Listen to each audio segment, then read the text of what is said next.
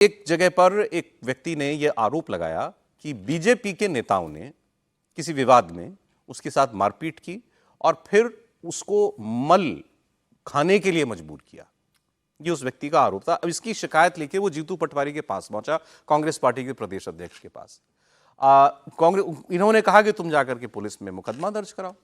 वो व्यक्ति पुलिस में चला गया। अब लेकिन उसका ये सब पहले की बातें हैं, पहले ऐसी ये कहानी सामने आई।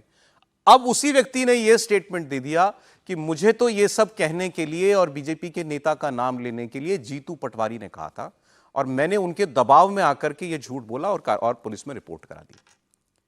तो अब बीजेपी वालों ने, अब जो सरकार है वहां की, इस बयान के बाद सरकार ने जीतू पटवारी के ऊपर एफआईआर कर दी कि उन्होंने इस व्यक्ति को मजबूरी में डाल करके, इसको मजबूर करके झूठा केस दर्ज करवाया। दिग्विजय सिंह और जीतू पटवारी, इन्होंने कहा कि इसके ऊपर सरकार ने दबाव डाला है, इसलिए इसने ये बयान दिया है, हम इसके घर जाएंगे। वो उसके घर गए, घर पर वो व्यक्ति मिला नहीं।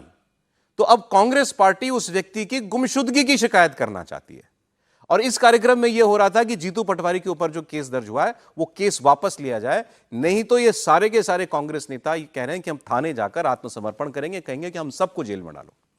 आप एक बयान सुनिए। जो मर्द थे वो जंग में आए और जो थे वो संग में गए। समझ गए ना? ये सारा ही काफी है। एमपी में दरअसल ये मामला थोड़ा सा अब बड़ा बन गया। अच्छा, इसके पीछे आप देखें जो कहानी है वो है बड़ी गंभीर। जो कहानी है वो ज़्यादा गंभीर है और उस पर मतलब ठीक से मसला होना चाहिए। और बहुत बार राजनीति में ऐसा होता है कि किसी को भी बदनाम करने के लिए किस तरह से दबाव भी बनाया जाता है और वो आम आदमी जो है वो किसी प्रेशर में भी कई बार आता है, कई बार नहीं भी आता। अब ये भी हो सकता है कि वो जो प्रेशर था वो